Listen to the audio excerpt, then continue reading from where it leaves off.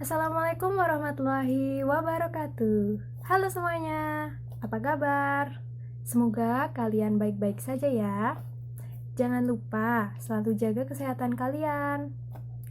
Di sini saya, Kamila Azhar Ramadanti, akan menjelaskan mengenai klasifikasi materi, unsur, senyawa, dan campuran. Ikuti video ini.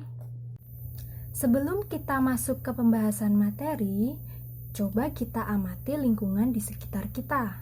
Di bumi yang kita tinggali ini terdapat gunung, udara, laut, dan begitu banyak hal lainnya. Segala sesuatu yang berada di bumi tersusun atas materi yang terdiri dari unsur maupun senyawa seperti air, udara, tanah, dan api. Klasifikasi materi, unsur, senyawa, dan campuran. Apa itu materi? Materi adalah sesuatu yang mempunyai massa dan dapat menempati sebuah ruang. Materi dipelajari melalui sifatnya, mencakup kimia dan fisika. Dari sifat fisika, dilihat dari wujudnya dibagi menjadi gas, cair, dan padat. Materi dipelajari melalui klasifikasinya terdiri atas zat tunggal dan campuran. Zat tunggal dibagi menjadi unsur dan senyawa, sedangkan campuran meliputi campuran heterogen dan campuran homogen. Wujud zat dibagi menjadi 3, yaitu padat, cair, dan gas.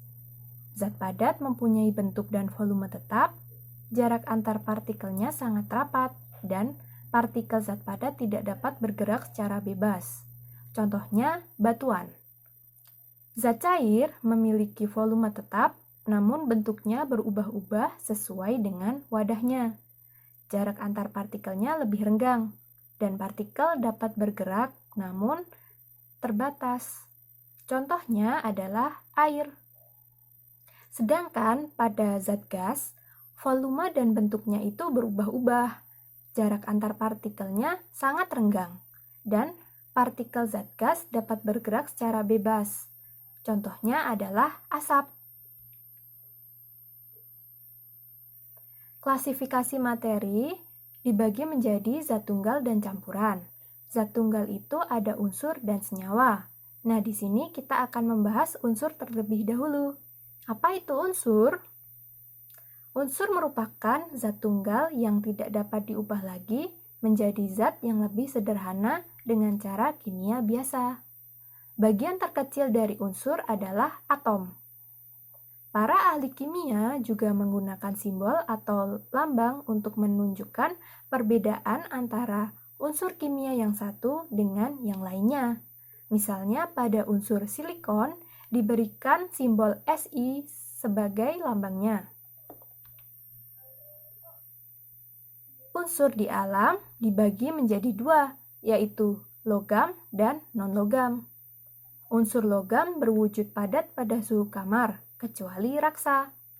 Dapat ditempa dan dapat direnggangkan, serta konduktor listrik dan panas. Contohnya pada uang koin, biji besi, magnesium pada kembang api, kemudian natrium pada garam dapur, dan lampu natrium. Sedangkan unsur non-logam ada yang berwujud padat, cair, dan gas, bersifat rapuh dan tidak dapat ditempa, serta non-konduktor. Contoh dari unsur non-logam itu ada iodin yang digunakan sebagai antiseptik. Banyaknya unsur yang ada di alam ini oleh para ilmuwan kimia disatukan menjadi sistem periodik unsur. Unsur-unsur logam ditandai dengan warna biru, sedangkan unsur non-logam berwarna kuning dan unsur semi-logam berwarna coklat. Kemudian kita lanjut ke senyawa. Apa itu senyawa? Senyawa merupakan zat tunggal yang dapat dibagi menjadi dua jenis atau lebih sederhana dengan cara kimiawi. Misalnya saja pada air memiliki rumus H2O. Air ini dapat dipisahkan menjadi unsur hidrogen dan oksigen. Contoh lainnya adalah garam dapur yang tersusun atas natrium dan klorin. Kemudian ada sukrosa yang tersusun atas unsur karbon, hidrogen, dan oksigen. Selanjutnya ada campuran. Apa itu campuran?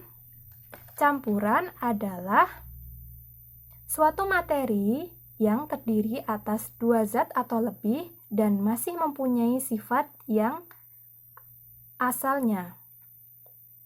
Kemudian, campuran ini dibagi menjadi campuran homogen dan campuran heterogen. Campuran homogen merupakan campuran yang tidak dapat dibedakan zat-zat yang tercampur di dalamnya. Contohnya adalah air dan sirup. Sedangkan campuran heterogen adalah campuran yang seluruh bagiannya tidak memiliki komposisi yang sama. Misalnya, air dengan minyak dan air dengan kopi. Nah, klasifikasi materi itu kan ada unsur, senyawa, dan campuran. Berikut adalah perbedaan antara unsur, senyawa, dan campuran. Pada unsur memiliki zat tunggal, tidak dapat diuraikan dan terdiri atas satu jenis komponen saja. Sedangkan pada senyawa, zat tunggal yang dapat diuraikan dan terdiri atas dua komponen atau lebih. Perbandingan masanya tetap. Sedangkan campuran adalah campuran, dapat diuraikan, tersusun dari dua komponen atau lebih dengan perbandingannya yang tidak tepat. Jadi, materi berdasarkan wujudnya dibagi menjadi tiga, yaitu padat, cair, dan gas. Sedangkan klasifikasi materi itu ada zat tunggal dan campuran. Zat tunggal dibagi menjadi unsur dan senyawa, sedangkan campuran meliputi campuran heterogen dan campuran homogen. Nah, sekian penjelasan yang dapat saya sampaikan. Kurang lebihnya saya mohon maaf. Wassalamualaikum warahmatullahi wabarakatuh. Terima kasih.